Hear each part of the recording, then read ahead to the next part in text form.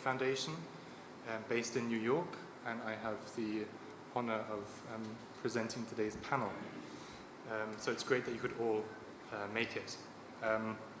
So looking at the most recent UN emissions gap report, as things stand, fully implemented nationally determined contributions would lead us to a global warming of 2.9 degrees, and that's if the announced NDCs are implemented, which is a big if. And this would, of course, have detrimental impacts, both on marginalized communities and on ecosystems.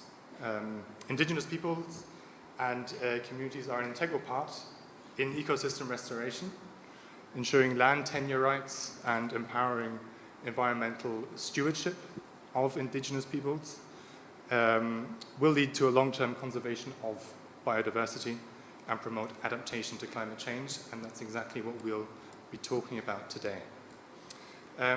Indigenous peoples do play a crucial role in restoring their ecosystems to adapt to climate change and in stewarding the environment. As inhabitants of their lands, they possess a deep understanding of their environment and have been practicing biodiversity conservation, intergenerational traditional knowledge and practices and sustainable land use and resource management for centuries. So without further ado, I'd like to introduce the esteemed panelists. We have Nayan Kiplagat from the Paran Women Resource Center. We have Vivian Jepto from the Indigenous Women Biodiversity Network in Kenya. To the right of you, we have Fatima Ahmad from the Zenab for Women in Development in Sudan. And to the right of Fatima, we have Chandra Chipura, Executive Council Member of the AIPP, the Asia Indigenous Peoples Pact. And to the right of Chandra, we have Jean Mary from the Africa Indigenous Women Organization in South Africa. I'm going to hand the floor now to Nayan, who will be speaking about the role of Indigenous women working in restoring their ecosystems and how they are furthering climate change adaptation. Okay, thank you very much. My name is Nayan. I come from Kenya, and I am working with Paran Women's Organization, which is an indigenous women's organization which started in the year 2005. And I'm happy to talk about how indigenous women adapted to climate change. We all know that indigenous women and indigenous people are very resilient to climate change. And why are they resilient to this climate change? It is because they have their own adaptations that they use of their own. What are these adaptations? These adaptations are different activities that they innovate by themselves. And when they innovate these activities, they use their traditional knowledge. And we know that these indigenous peoples are owners of indigenous knowledge, traditional knowledge. And this is what it has been giving them resilience. This is what it has been giving them to continue with their life. And they are also holders of land. And what we want to say that indigenous people people must strengthen the rights to land for indigenous peoples. Because when we talk about conservation of forests and whatever, they are the first caretakers of their lands. And we have to strengthen their rights. Also, I want to talk something about collective work. We know that indigenous peoples work collectively, and when they work collectively, this is where they gain their strength. This is where their voices are heard, and this is where they succeed, and this is where they move forward each and every day. Even if they face problems, because we all know that indigenous peoples face problems, and there is nobody who is hearing their problems, but they have to move forward. even if they have serious cases, they have to move forward. Why are they moving forward? It's because they are resistant, they are resilient, and they don't want to lose their land. Also, and because of this, we know that because of there is innovation, there is traditional knowledge, there is a collective work. We want these indigenous people to be empowered with technology. Because when they get technology, or when they have technology on how to do things, they will move forward and they will do better things. They have been missing technology, they have been missing education, they have been missing so many things because they are discriminated. And now we want indigenous peoples to partner with different people, different organizations. We want the governments to come and partner with indigenous people so that they strengthen their leadership. We want them to be leaders in different sections, because when they are leaders in different sections, at least they will push forward their rights and they will be in a safe side. So with indigenous women, we all know that indigenous women are the ones who are facing difficulties in this time of climate change. And why are they facing these difficulties? Is when climate change came, they were left vulnerable, and they are the ones to take care of their families. They have nothing to give the children. They have nothing to boost their lives. And these indigenous women are there, and they must be there, and they must continue with life. And that's why I'm saying this traditional knowledge, the innovation, and their collective work, because women work collectively. They work collectively. They visit each other, which we call exchange programs, and they collect the knowledge from different places. So they stay like sisters because they are indigenous women and they are facing same problems. And what we have known, we have seen that all these Mother Earth of ours, all indigenous women are the same. And this is good when we have these spaces, because we are able to share knowledges with different sisters, with different indigenous peoples of the world. And today my recommendation is this. We have to start working together. We have to start collaborating in different issues with different indigenous women from the world. Thank you.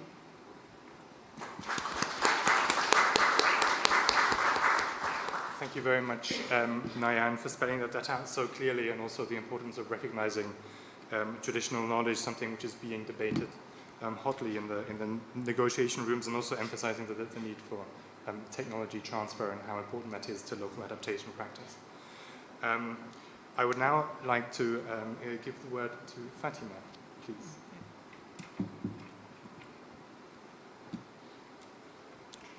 Thank you so much. Good evening, everyone. Thank you for the opportunity. I actually, the title is very attractive, because this is the issue which is now at the top of the agenda in COP28 and others. Indigenous people role in restoring their ecosystem to adapt to climate change depends on their knowledge and deep understanding of local ecosystem, the behavior of wildlife, the medicinal properties of plants, weather patterns, and complex interconnections between nature and human societies. The value of indigenous knowledge consists of sustainable resource management. Their knowledge of when and how to harvest natural resources such as fish, game, medicinal plants is based on careful observation of environmental cues and cyclical patterns. To biodiversity conservation, Indigenous people serve as stewards of some of world's most biodiverse regions. Their knowledge of local flora and fauna is invaluable for identifying rare and endangered species and understanding their habitat requirements. The information is crucial for designing effective conservation strategies that protect their vulnerable species and their habitats. Traditional ecological knowledge focuses on the relationship between living organisms and the environment. It provides insight into the web of the ecological interactions and can inform conservation efforts by highlighting the importance of preserving their relationship. Climate change mitigation and adaptation. Indigenous communities possess a deep understanding of weather patterns and climate-related events. Their knowledge can help adapt to and mitigate the impact of climate change. Indigenous practices like controlled burning and forest management can contribute to reducing the severity of wildfires and promoting ecosystem resilience. Also, one of the values is cultural connection. Knowledge is inseparable from culture and spirituality. The preservation of natural environment is not just an ecological imperative for indigenous people. It is cultural and spiritual one as well. Also, incorporating indigenous perspectives and practice into conservation effort can help build stronger connections between human and nature, fostering a deeper commitment to environment stewardship. Okay, there is challenges and opportunities. While indigenous knowledge holds great promise for environmental conservation, several challenges facing this. Recognition and respect. Indigenous knowledge is marginalized or dismissed, as my sister now talk about that, by mainstream scientific and governmental institutions. Protection of indigenous land, this is another challenge. Indigenous community, also she mentioned that, community often face threats to their lands and traditional territories, undermining their ability to practice sustainable resource management.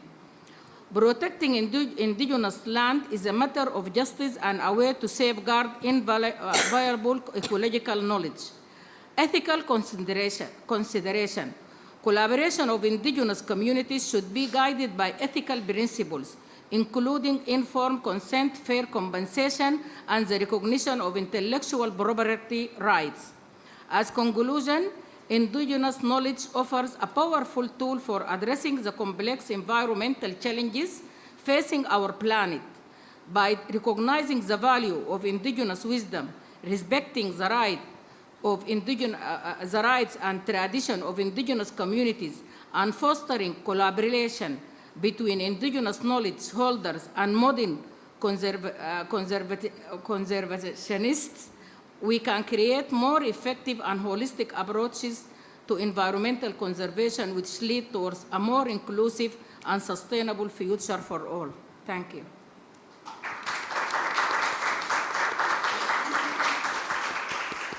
Thank you very much, Fatima, not only for spelling out again the importance of local and indigenous knowledge, but also making that connection as well between adaptation and mitigation as well, and the importance of the role of indigenous communities in protecting the Earth's climate system. I'll now pass on to Vivian, please, to share your perspectives. I would like to begin by saying that ecosystem is important for our indigenous communities, and different ecosystems are located where indigenous lands and territories are, such as farmlands, forests, lakes, among other ecosystems.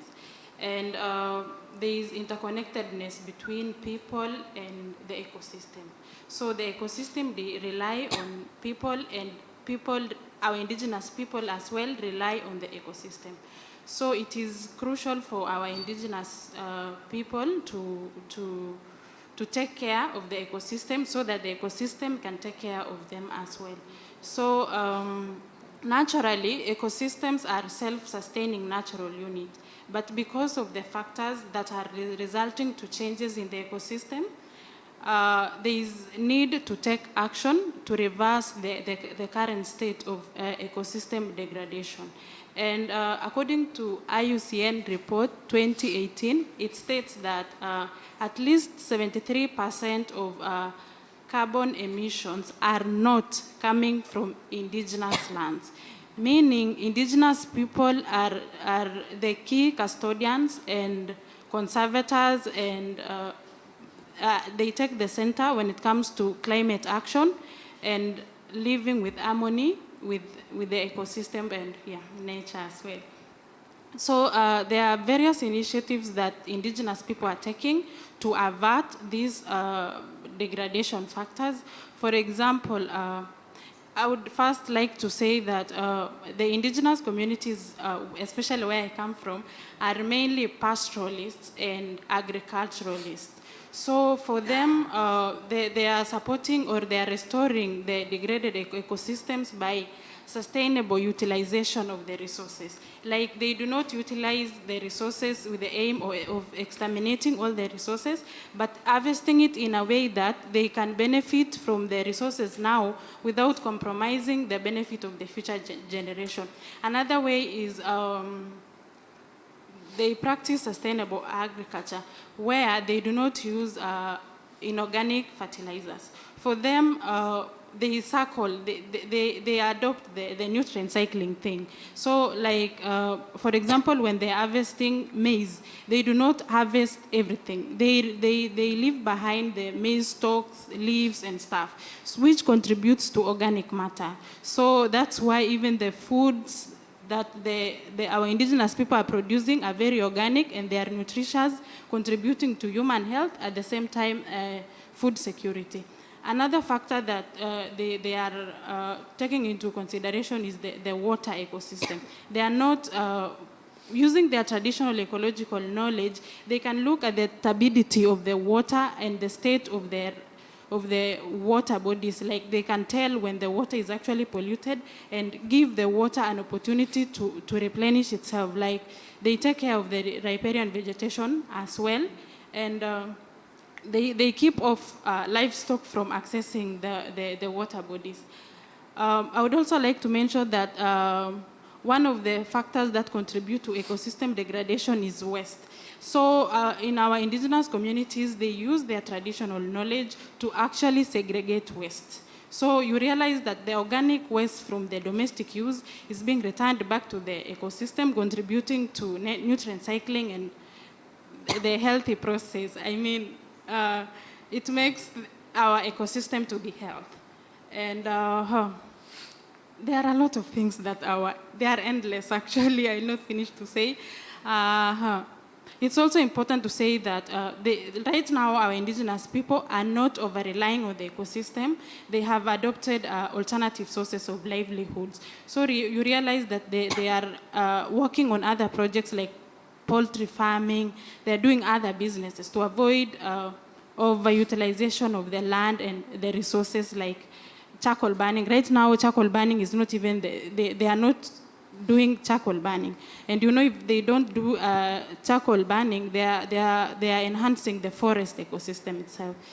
Yeah, and I would also like to say that all this ecosystem restoration process is inclusive. It includes women, youth, elders, and all the vulnerable group, and also human rights is upheld. Thank you.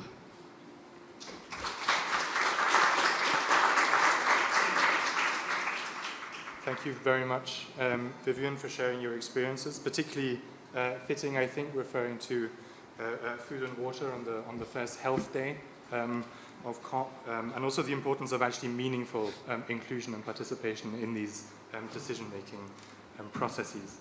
I'd now like to pass on to Jean-Mary, and I think you're going to speak also more to the youth in this sense. Thank you very much. I think climate action and youth participation, for youth participation is very crucial, because now with youth we are speaking about the young people in our near future and how we can take action to preserve and conserve our ecosystem to be able to sustain us. So it's really important for youth to really be aware of their immediate environment, because when you look at the ways our indigenous communities are structured and how we do, when you refer to our practices, indigenous practices, we see that our people are always aware of the environment and the capacity of the environment. And this is some of the knowledge that has not been yet transferred, as young people are more interested in other things than going back and really learning from their elder and the older generation. So it's important especially for indigenous community and youth in indigenous communities to really go back and learn about the systems and processes of ecosystem restoration. And I would say that some of our practices are non-conventional, and mainly due to the adaptation and mitigation strategies and measures that are put in place. These are quite limiting, because I will give one example of how we, from the sand gatherer communities, do restoration and for ecosystem and forest and plantation. So we normally, and from the other discussion tables and dialogues that had been had, I could pick up similarities. So for our elders, they believed in burning sections of forest to replenish it, and it's an age-old practice that sustained the environment by promoting new growth of plantation, and this way they were able to replenish a section of the forest. And this was guided by science, traditional science, which is something that it's inside, where our parents, great-grandparents would look at animal movement, and this was not really done just anyhow, but in a very strategic manner, where they would estimate times of animal movement and and also take note of growth and times, seasons where animals are normally having their cubs and all of that. I don't know how to group them. So then they would wait until these young ones have grown, and then they know that once they do the section here, then animals are able to migrate. So these practices are done with so much careful processes. And to say that it's necessary now that we see that our ecosystem and our climate requires traditional knowledge to really become resilient. It is really important for young people to take part. And I would say that there are many ways that we can participate, and it's important that we should really young people get involved in developing innovative solutions. Those are things that what young people can look at doing, and also find and get involved into indigenous youth-led organizations, and also raise awareness in your communities, and develop programs that will empower the community at grassroots level to actively action climate, the restoration of your ecosystems. So to really do and to really stand up and be active is what we need to do as young people right now if we want to have a future that will be able to sustain us. And for us indigenous people, it's really important because our livelihoods and the quality, I'll emphasize that, the quality of our lives are dependent as our bodies are sustained, because we find natural resources and medicinal plants from these ecosystems. So it's really important that we look into actively engaging and also in taking part in discussions that influence policy so that our voices are heard and we have a place and a platform where we are able to influence policy that will be favorable for our people in our territories. So I think it's really important that young people are active, they are part and parcel, and they are raising awareness, and they are interested in intergenerational transfer of knowledge. Thank you.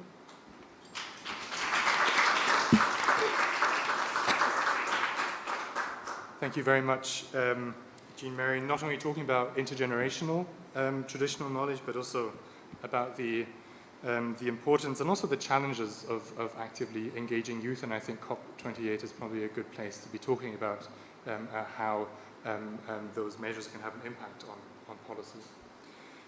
We've been very concise today, and I would like to open up the floor to questions from the audience, if there are any.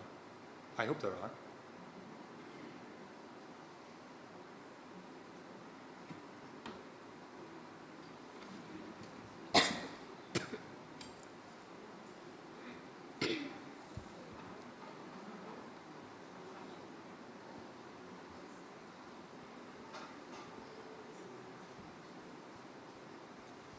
If you could perhaps state your name and the organization which you represent, that would be great. Thank you very much. Sawa, ate jashe, She says thank you. aingwa Kenya, She's from Kenya, group na jina retoi. a group called Naretwe. Areng kariko nyondo monok, She's a woman leader. kariko lururi miet, She leads 5 women groups. nasimamia kabisa. She leads them completely. Na kagira ichunga, She is trying to ensure ikiribiro sior manyara. they're taking care of the environment. Kia dendi sapuk na jinye kweri,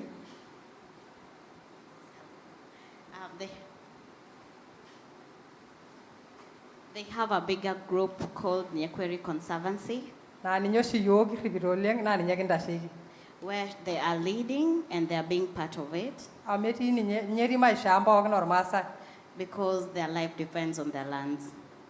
Etiol chani liki wok, They have their traditional medicines on their lands. etiol war kirobi, There's one for cold. ore be tara be inengara ina liki puadu rogiol chani tiatwa. When a child is born, there's medicine to give them. Ore be inengara kiti nekweti ita wel chani.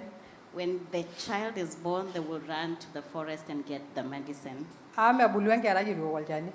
Because according to them, the child will not grow without taking the traditional medicine. Kia wal chani jolo isugi, There is a tree they call Olosuki ko ki unora or kirobi. that they use to treat the cold. Oro lo sese na ko ito bulu na ke jolo sesiai. Oro lo ito bulu na ke jolo sesiai. Yani lo shedo sese na ke jolo sesiai. And they also have that one that will help the body grow. Neki oksi yo kera nomo amenye wal chani o jor ko kola. And they say that also as the women, they have the medicine that they will also take when they have given birth. Wara ke bisho nikin takin do mono ko kola. When you give birth, they will know what kind of medicine to get you. Me wo sipitali lo shani kin jori. You will not go to hospital, that's the medicine that you will take. Nyago ki ribiro uleng war manyara. Therefore, they are taking care of the environment Amugara do guri ni ribiro yarwa maisha. because there's something they're taking care of because of their own lives. Na ore siendi bina ikinya yenda lengo. And they also have their traditional ceremonies. Kia wal chani le medungi. They have trees that they are not allowed to cut traditionally. Ne ke jilo shani oredeti. Now, she has also given a traditional name for it. Ore orke gulo onyorbayan orkite lorba. Now, when they have the traditional ceremony called Olkiteng Lolba, it's a Maasai name. There's no translation for it. Ne bo ya be jingiri tine ne garang ni ngiri amo endale ngo yormasa. And they will use the forest to cover them because the tradition is a Maasai tradition and it's done in the forest. Ore mesa ni gibi ngiri na mbene na dia ndami yoy. And they will have a specific tree when they will take the meat and place on top of it when they're eating after it has been cooked. Neeku ore amu kinyokita aarrip entima, And because they're taking care of the forest, kigira aitoki aanyok aun irkulikae keek aaponaa naa peemeikoji naa neishunye kuldo peetum kuldo sininche nkaik naaretu ninche. they're also trying to ensure that they plant more trees to replenish what they already have and to ensure that what is in the forest doesn't get lost because they depend on that as well. Nikiboita ong'uesi ang'. And they also live where they have wildlife. She comes from Masai Mara.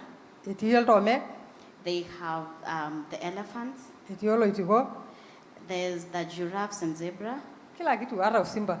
They also have the lions. Ata enenya enkiteng' ino naa lasima ore peenya nigira naa metaama amu tonyoraitie papilonini. And she says that there's human-wildlife conflict because the lions will eat their animals, but there's nothing they will do because they know that is where their livelihood is. Neeku kigira oshi ajoki sirkali peeretu iyiok tenchoto naa olowuarak amu kenya ninche nkishu, naa nkishu naa maisha ormaasai, kake kitonyorraki pikironi ong'uesi. She says they're talking to the government to ensure that they take care of the wildlife, to ensure that to reduce the human-wildlife conflict because they know their life depends on livestock because that's their way of living. Neeku enetii ilchang'it olchamba lino, nirrip oleng' miyieu ninye oltung'ani oiseyie.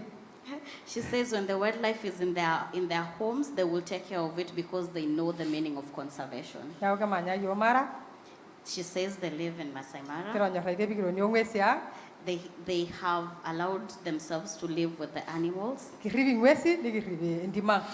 She says they take care of the wild animals and they will also take care of their own livestock. Amu ore pikirrip entim metaa kedung'uni ele olari, And because if they cut all the trees, they will not have rainfall anymore nimikintoki aatum enkare. and they will not get water. Amu ore pee etoyu metaa metii entim netoyu enkop. Because when there's no rainfall, then we will not have grass cover. Kekipuo yiok aaturr enkop pikitum enkare. And they will go trying to dig the ground to get water. Neeku ekirripito naa pee kirrip iyiok pooki toki pee amu ata enetii ina are enkop naa ninye ake yiok kintumia aoku, kiata oltanki. And they will also ensure to take care of the environment because even if they're digging the ground, that's where they're getting water because there's no other way to do that. They do not have water tanks. Ata mboka nikipuo aaputu tene amu kebulu sinche tenkop nikiponu ainosie orgali. And because the vegetation will grow, there's one specific one that they use for food. Ata tenebulu tiatua mboo nkishu nimikinjali amu meeta nkishu emoyian amu metii enkae toki nanyaita. And if the vegetation grows where there's wildlife, they will only take what they need because nothing affects them. Naitabaikine namayian Enkai. And then that's where she gets to. She says, it's nice to meet you all.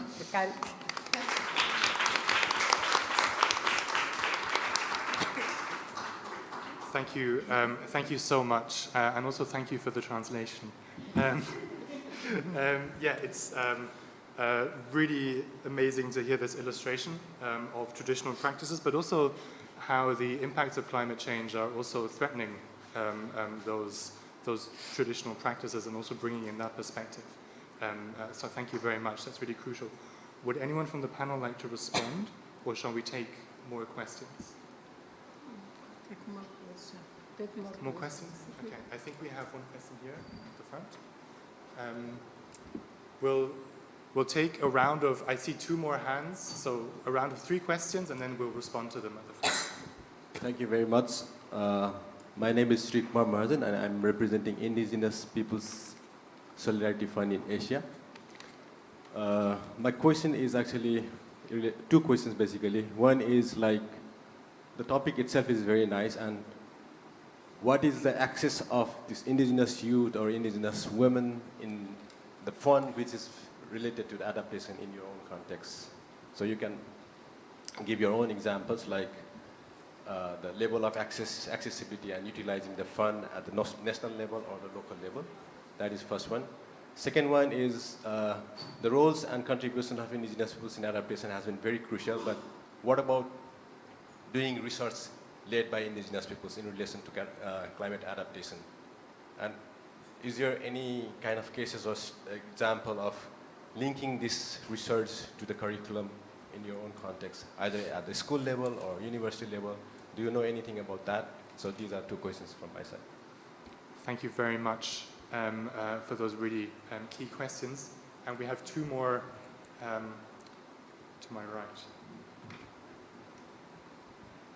Hello, thank you very much for sharing. I'm from Technical University in Munich, and I was just wondering, I don't know if I got it right, that there's a tendency that, the question is especially to you, that youth is less interested in, or there's a tendency that intergenerational knowledge is transferred less to the youth.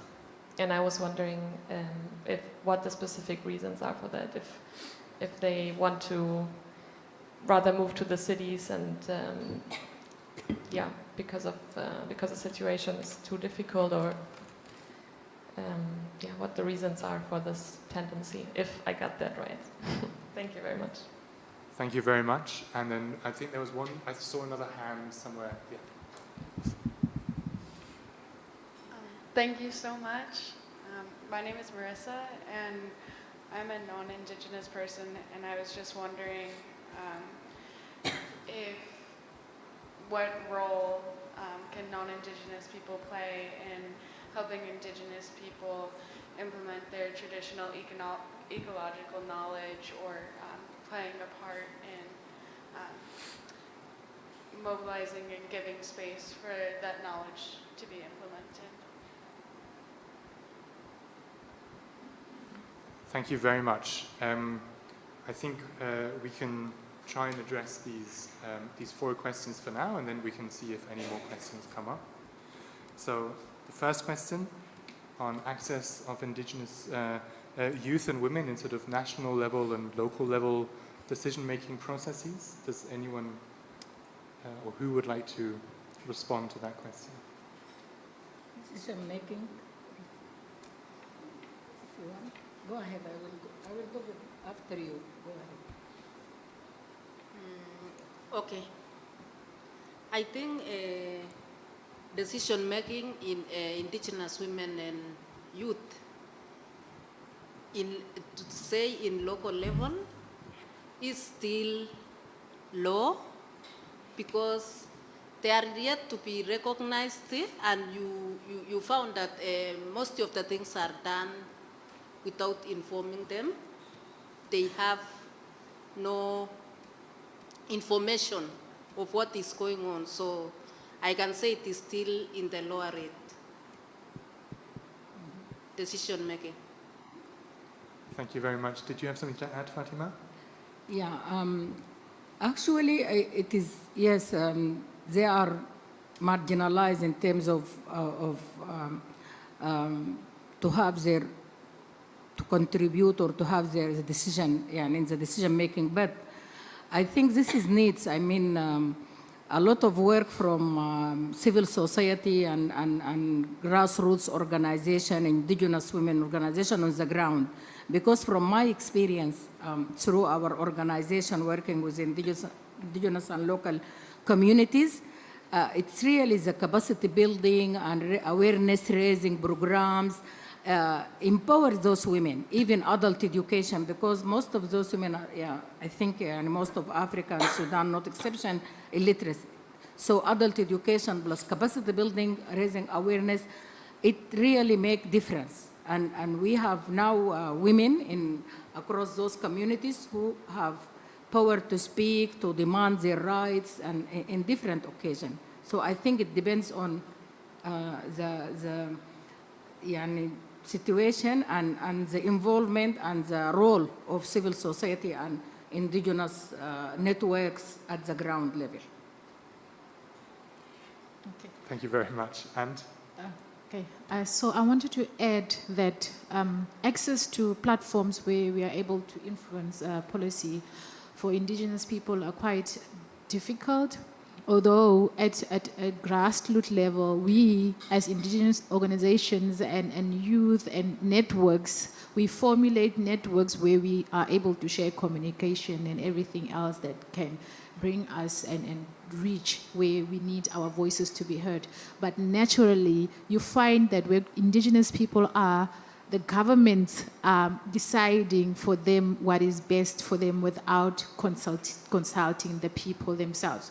So then that restricts access. So we do not have the access, and we are not represented. And I feel that it sometimes due to lack of recognition, it is seen as if we do not have anything to contribute most of the times, while we are sitting with wells and wells of indigenous knowledge that are very important for the sustenance of the whole ecosystem. So these are the things that we have challenges with, and also the fact that mostly we have our distinct languages, and once our languages are not prioritized and not, if our local governments are not interested, I would not say interested, but not prioritizing our languages and the development, then there's a barrier. And because of the barrier, mostly where we find ourselves, especially in my community,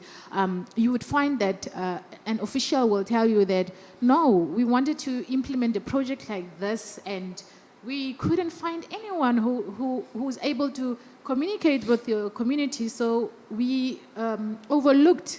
And these are injustices that we are continuously facing. So that's where the intricacies are laying with indigenous people's participation in this level of influencing, which has to do with language, which has to do with access, and mostly not being represented and included. So inclusivity is not available for. So we do it, and we do it ourselves through NGOs and collaborations and linkages with other indigenous people. And I think that's how our voices are also heard right now. So yeah. Thank you very much. And maybe speaking of collaborations amongst indigenous people, the second question was referring to sort of the role of science and indigenous people working together to collaborate on indigenous-led research. Would someone like to respond? Yes, Fatima. Okay. Yeah, I think this is very important because of the harsh effect of climate change on these communities. From my experience, I thought them open to learn and to collaborate with different research cooperation, because in our programs there are stakeholders like the Ministry of Agriculture, which also has one arm is agriculture research cooperation. So because of the effect happened to them in terms of production and productivity, which I talk about the farmers, they are open to know about the researches regarding the effect of climate change and what is the best way of dealing with that, besides their knowledge and their traditional knowledge to tackle the problem. So I feel like there is kind of openness to researches, to recommendations from scientists regarding like better agriculture mode. They are resistant to using fertilizer like chemical fertilizer or using herbicides or all that, but still they are open to learn and to exchange knowledge to find the better way of tackling the harsh of the climate change. Thank you very much, Fatima. I hope that responds to your questions. Then the third question we had was on the challenges around intergenerational knowledge, particularly around young people. I'm sort of looking to the far end of the panel. All right. Okay, so I will respond to that question. I think it has more to do with, and I'll start by saying that it's different in different indigenous communities. So reasons for young people not having that system where a traditional knowledge is shared, it might be different from a different community, but these are mainly influenced by displacements, and then you find yourself in a different ecosystem as where you would have been. So for us, then what is natural to do is to adapt in your new environment. So then you adapt, because now things are done in a different way, where now you have to look at government for resources and these things that you were mainly doing yourself. So you now you are looking at the new way, a Western way of, finding medicine and everything else, and it's very fast-paced, and you have to really, in order for you to survive, you have to now adapt, and now this creates a huge disconnect between what is natural for you as an indigenous person and the environment that you now find yourself that is demanding this type of reaction from you. So it is different, and mainly, as you were saying, is it because they leave is it because they leave to go to other cities or other countries to go and seek for better opportunities? That can also be part of one of the factors, but I think it has to do, if I have to speak in the context of my community, then it has to do with the location we find ourselves in. We are free to roam, and we communities like San communities prone to an environment where you move freely, and you don't live in a place where you are. It's clogged up, where you do not have the freedom and all the benefits of the environment and everything. But then when you bring someone like that in a setting where you are housed in a way that it's not natural to you, it's quite difficult to even practice some of your traditions. So now, instead of making a fire and sharing stories around the fire, now you are playing music morning to late, and you are your systems are broken and disconnected. So these are the things that I think are playing a huge role, the setting of our environment. And when governments are dealing with indigenous communities, they don't take such things into consideration. There's a package, they just package them into their standards and their normal standards without, being cultural sensitive. So if we had that setting, we will continue to really share and be our true selves. I hope I answered you. Thank you very much. And then the fourth question, I think I understood in the sense of the difficulties or the challenges related to actually implementing local knowledge. Is that correct?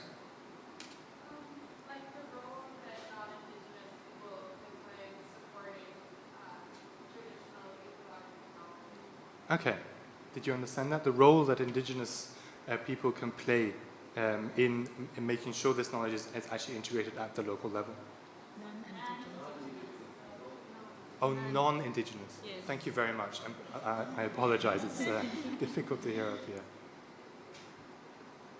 Can you repeat the question again? Yes. So, what role can non-indigenous stakeholders or people make in making sure that indigenous knowledge is integrated into decision-making processes? Did I get that right?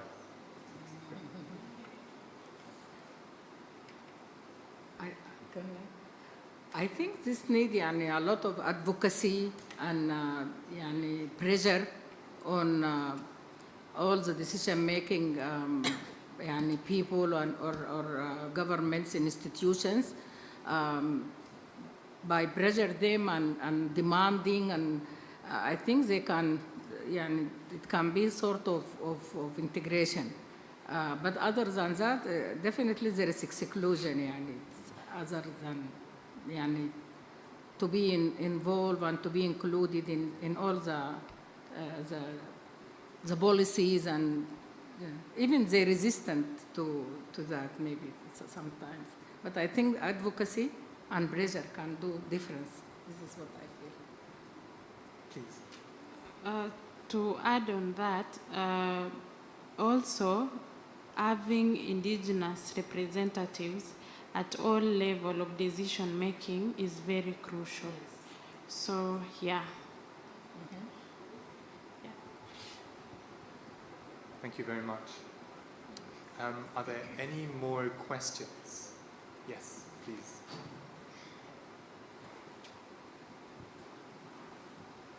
Hi. Can you? Yeah. Okay. Hi, everyone. Thank you for all the knowledge you're sharing. I am a high school teacher, and I'm bringing questions from a student that wanted me to represent him at COP.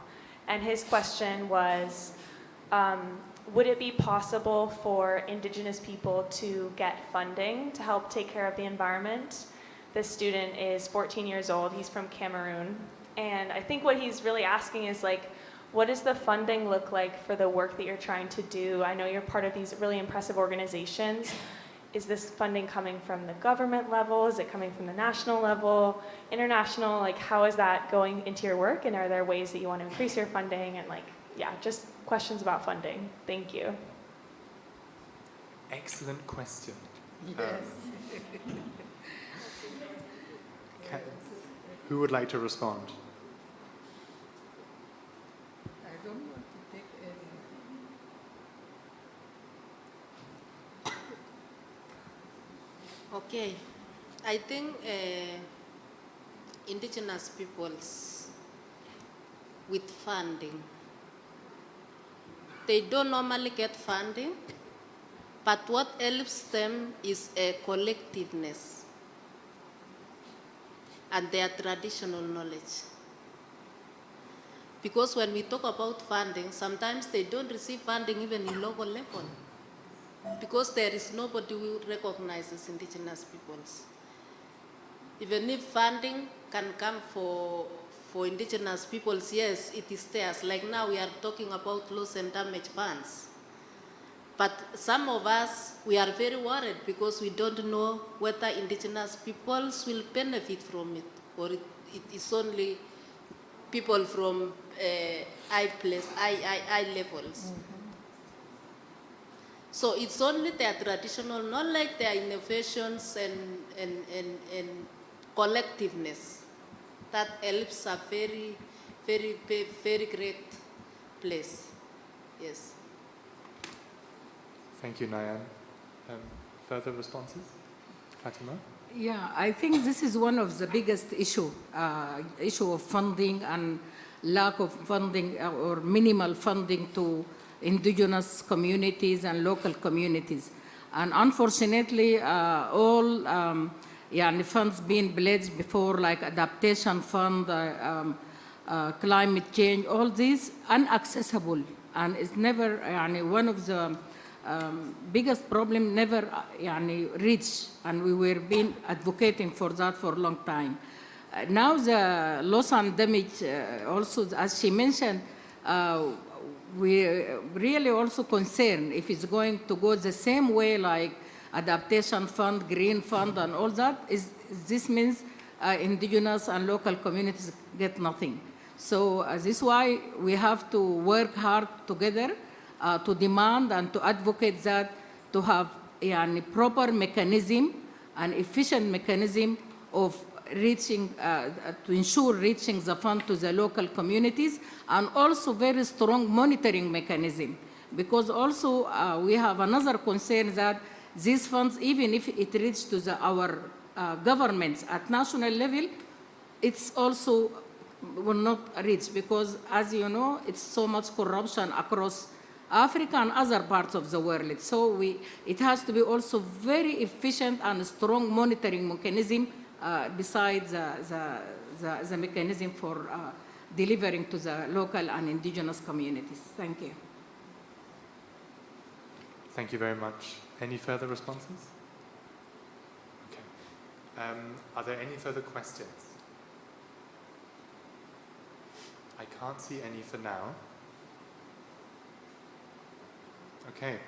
In that case, I would like to give each speaker the floor for final comments.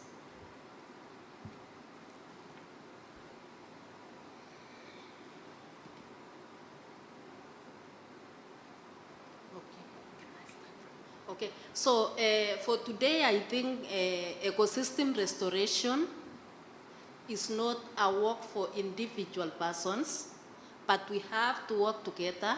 We have to bring everybody on board. Why am I saying this? Is because even young children must be brought on board, because tomorrow they are the ones which are going to restore our environment. And we all know that even if you plant a tree today, it's not going to help you today, but it will help you tomorrow. So it's like just like this restoration of ours, because we know that as indigenous peoples, it is our life, it is everything. They are asking about where do the indigenous peoples get funds so that they move forward.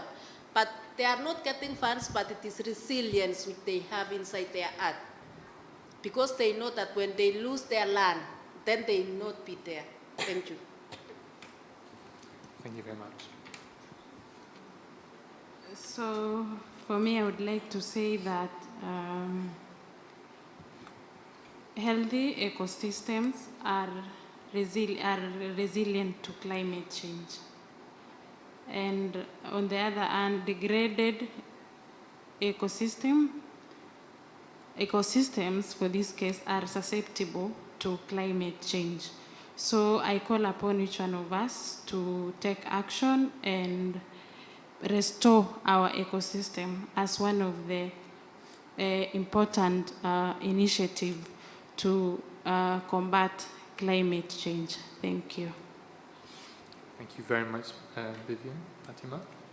Thank you first to thank you about all organizing this event and sponsoring some of us and accreditation and everything.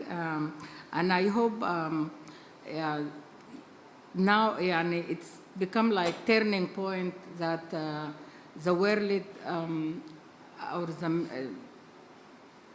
the member of states all over to pay more attention to the issue of indigenous and their communities, and to help in helping them in restoring their ecosystem, because it's mean everything to them, is their lives. So this is very crucial for them, and it has to be more attention, more funding, more everything for indigenous and local communities, because they are the one maintaining the life of the whole countries or the world. Thank you. Thank you very much, Fatima. And over to Jean-Marie. Thank you very much. For me, I will say that for indigenous people, the action of sustainable living doesn't start. This is a way of life. So how do we enhance it? We need funding and resources. So how do we enhance this practice to really maximize it with the participation of youth and other players as well? So it is really important to really advocate, and we have been doing it as indigenous constituencies, to advocate for direct targeted funding to indigenous people. And we can hear how we echo this request or plea that we are really included in the decisions and in the funding mechanisms that are put forward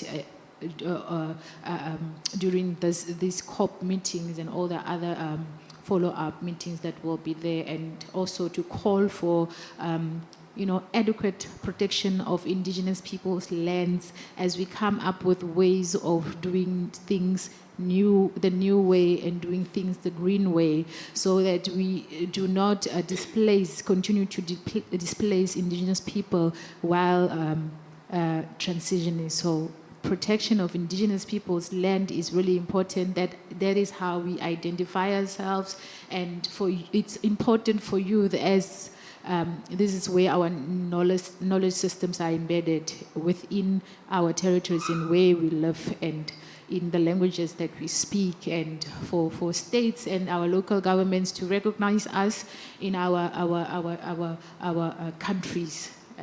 That's all that I have to say. Thank you very much. Jean-Marie and Chandra, you've agreed to close us out. Thank you so much, Patty. I'd like to thank our organizers for trusting me with this responsibility. And I'd also like to thank everyone for joining us today. And I feel very privileged to share this stage with our amazing speakers. And it's always very, I always feel very happy to listen to our knowledge holders, whoever spoke today, including those who have contributed from the audience. It always feel very fortunate, and I always feel this spiritual connection whenever we talk about Indigenous peoples' knowledge system, Indigenous peoples' culture, and our ways of life. Being Indigenous, it's a beautiful thing, I would say. And I am very proud of my identity, being Indigenous. And no Indigenous children and youth, any Indigenous individual should not be ashamed of their identity. We're always, put into situation by the outsiders, by non-Indigenous, sometimes by the governments, because of our identity. Because just being Indigenous, we are always put into, difficult situation, claiming our space, claiming our rights. It's always hard for us to come to this stage. Whereas others, non-Indigenous, don't have to experience these challenges. We Indigenous peoples, we have a very spiritual connection with the nature. I think all the Indigenous communities across the world, whenever, even coming from my community, Tripura Indigenous community, you see how we share the spiritual connection with the nature. Whenever we enter to our sacred forest, to our community forest, we pray and take permission first before entering the forest. And before crossing the river, we pray first. We bow down to the goddess and god of the river. And even plucking a flower, I've always seen my mother, from my childhood, before plucking a flower for the prayer, she always prays first. That's how we share spiritual connection, spatial connection with our nature. Because we don't only enjoy the fruits of the nature, we also feel the responsibility to protect the nature. That's how we share the connection with the nature. But the challenges that we face, that our ancestors, that our elders have been always facing, along with the natural disasters, the man-made disasters that we face. And now, this aided version, climate change. With this, we're losing everything that identify us as Indigenous. We're losing our knowledge, the whole knowledge system. Because our way of life, everything is completely dependent on nature. And we share that interdependent relation with nature. You see, our Indigenous people's lands, ancestral lands, collective lands, are now grabbed sometimes by the government in the name of reserve forest, in the name of protecting the forest, or saving the biodiversity or natural resources. Sometimes our lands are grabbed by the corporate agencies, in the name of development for tourism, or maybe even sometimes for, establishing educational institutions like universities, colleges, and grabbed by the settlers, by outsiders. And also due to the climate change, in many Indigenous areas now we see people are migrating, forced to migrate to other places. Because we don't have the food that we used to have in the places now. Due to this deforestation, climate change, due to the impact of climate change. And the water crisis now we are having, it's not only because of the climate change, also because in our territories, the corporate agencies, they're extracting stones. They're taking away the natural resources from us, from our lands, from our lives. That means they are actually destroying our existence. They're not respecting our existence.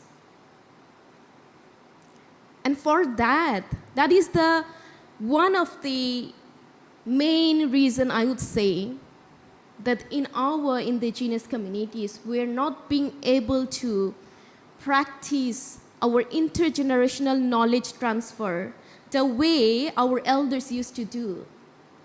For example, the healing system we have in indigenous communities, to make a single medicine, it is made with different varieties of roots, leaves, and different kinds of things that we get from the forest. But we don't have our forest anymore the way we used to have before. So, few years back, I visited a remote village in Bangladesh, in the Chittagong Hill Tracts in my region. So there was only one elder who is above 95 years old. We asked him, why don't you transfer your knowledge to your young generation? Because no single person in their community now know how to make the medicines. The healing system that we have, the indigenous healing system. And then he answered, how can I transfer my knowledge if there is no more the plants that I need to make the medicine? If we don't have our forest anymore, how can I transfer my knowledge? See the challenges we face? It's not only because of the natural, disasters or climate change that we are facing now. It is also by the man-made situation that we are in this position now. So governments, our states, they really need to come forward. They have to embrace indigenous people's existence as we want to be. They have to recognize us as we want to be. They have to recognize our knowledge as we want to be. They cannot use indigenous people's knowledge or indigenous people's identity the way they want. They have to see the whole scenario from the perspective of us, not from the perspective of them. That way we protect the whole Mother Nature, the ecosystem. Because they cannot protect the ecosystem or the whole diversity as they want. They have to see it from our eyes, from the perspectives we do.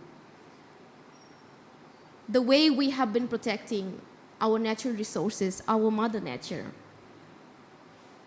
And for that, they have to really, really respect and build a relationship of respect, of trust with indigenous peoples. They have to trust on us, on our knowledge. They have to embrace us. They have to bring us in the process of decision making.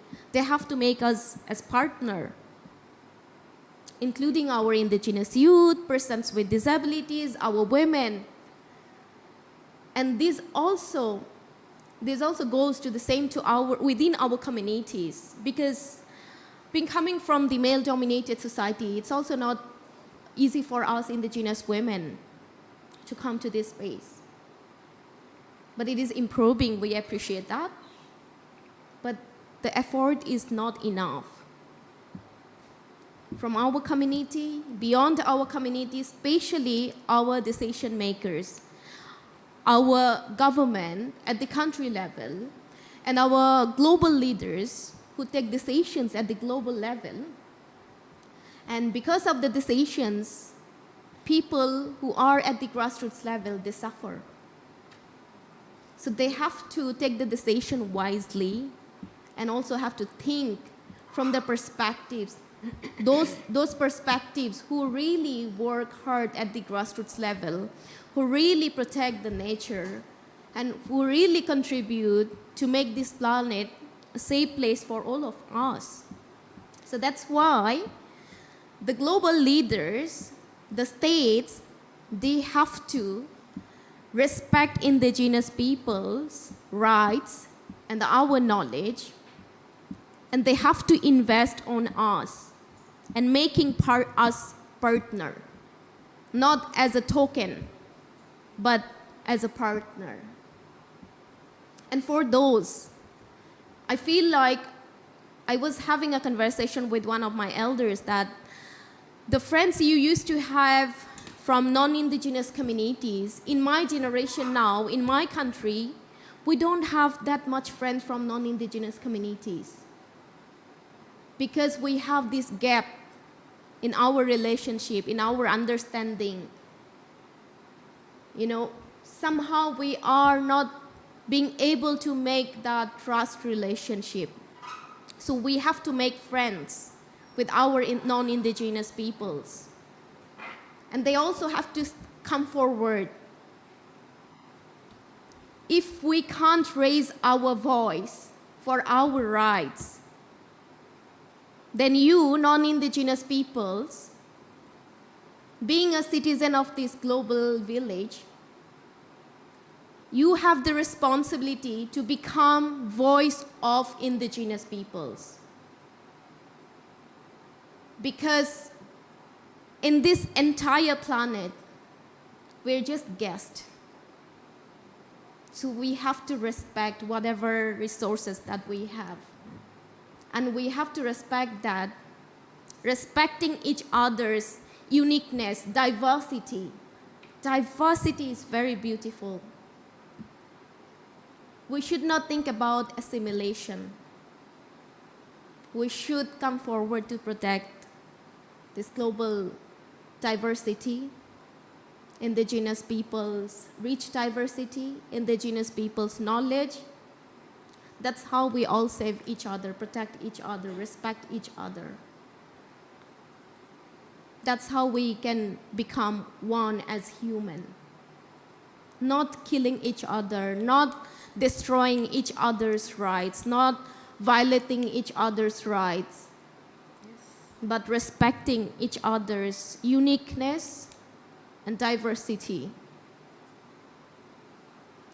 So the government and states, our respective states, global communities, please respect indigenous peoples' knowledge, our identity, our rights. Make us partner, just trust on us and invest on us. If you protect us, then you protect yourself. Protecting diversity, protecting indigenous peoples, and establishing indigenous peoples' rights mean protecting the whole ecosystem of this planet. So we really hope that COP28 and in future that really become an avenue for us all that really will ensure the protection of all of us, all the diverse communities, all the vulnerable groups, including youth, women, and persons with disabilities and the indigenous peoples.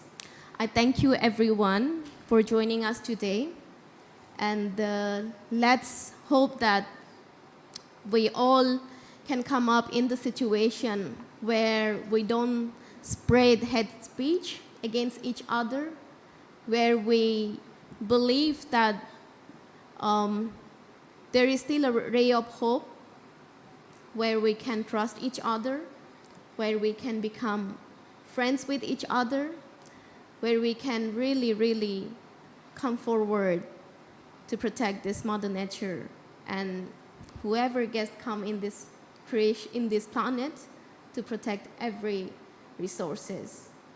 And these resources are not for individual persons, these are collective. That's how we see the collectiveness. That's how we believe in the word we. We don't say I, we believe in we. And just look at the indigenous people's way of life, indigenous people's song, dance, everything. Everything is collectiveness. The traditional dance song we have in the indigenous communities, all are group dance, group songs, everything. That's how our norms and values are reflected even in our indigenous people's cultural performances, including our shifting cultivation that we have. Thank you so much for joining us today. I hope maybe next year we will be able to praise our states, governments more than today, and we'll see, better outcomes in the near future. Thank you so much, everyone. Hambay. Thank you, Janja. Thank you, everyone, for coming.